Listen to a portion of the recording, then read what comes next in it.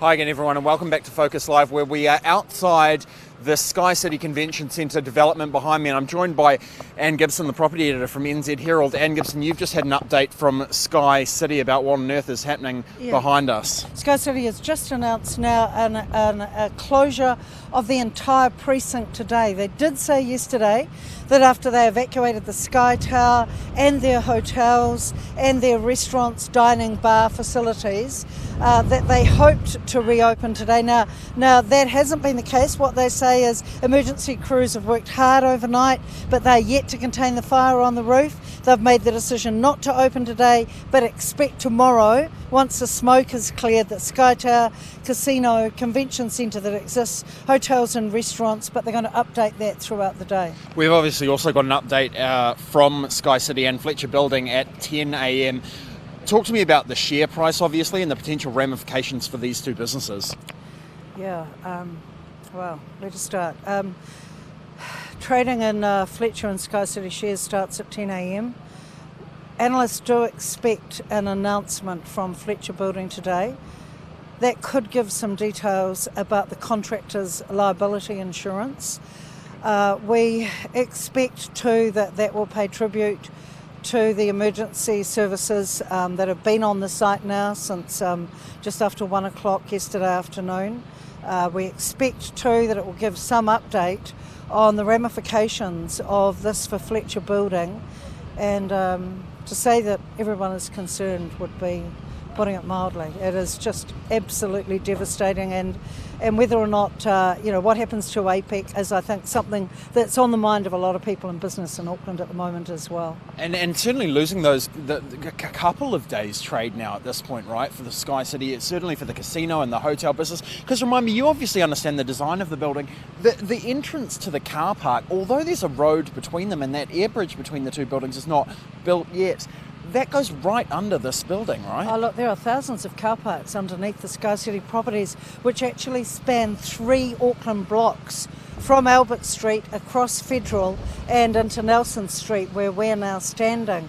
Now, there have been, a couple of thousand more car parks built for the NZICC. All the car parks are in lockdown mode. No one can get their vehicles out of there at the moment. And I think the thing that everyone can pick up on at the moment is just the storm that's going on in Auckland as well, and the force of the wind. And it doesn't make it easier. As the fire service has said, rain making it a little bit cooler for the people fighting the fire at the moment.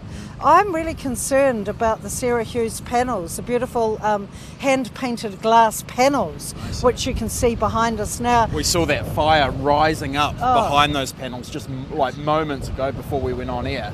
Unbelievable. And also Piata Larkin's beautiful terracotta tiles that are on that seaward side, all covered up by protective cladding at the moment, and a beautiful, gorgeous sort of a kete design woven about 30 metres high. Tremendous artwork. I've been inside, I've seen it, I've seen the tiles being applied to the wall. They're at a very advanced stage.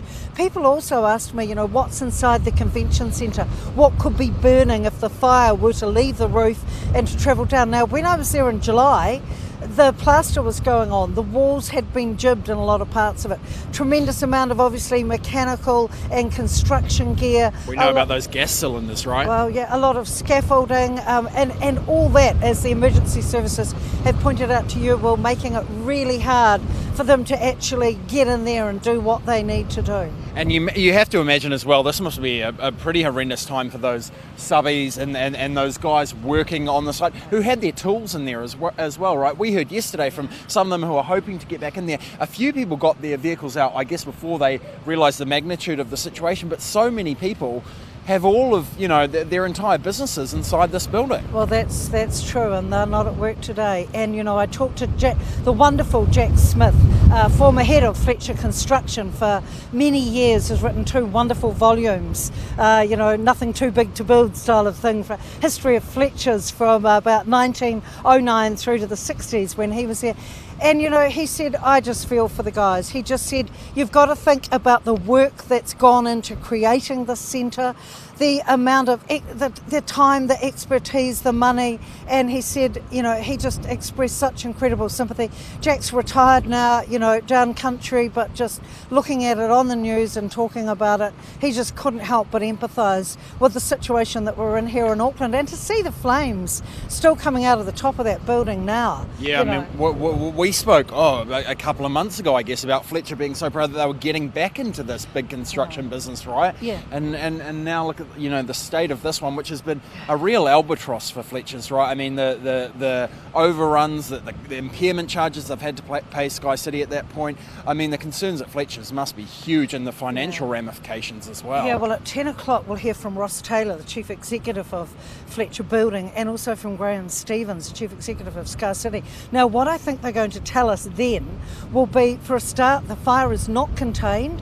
They do not have a lot more information to add. They'll probably pay tribute to the services. What I think they'll also do then is they'll say the first thing that has to happen is the fire has to be extinguished. The next thing that has to happen is emergency services need to climb into that structure, examine it and do thorough reports on it.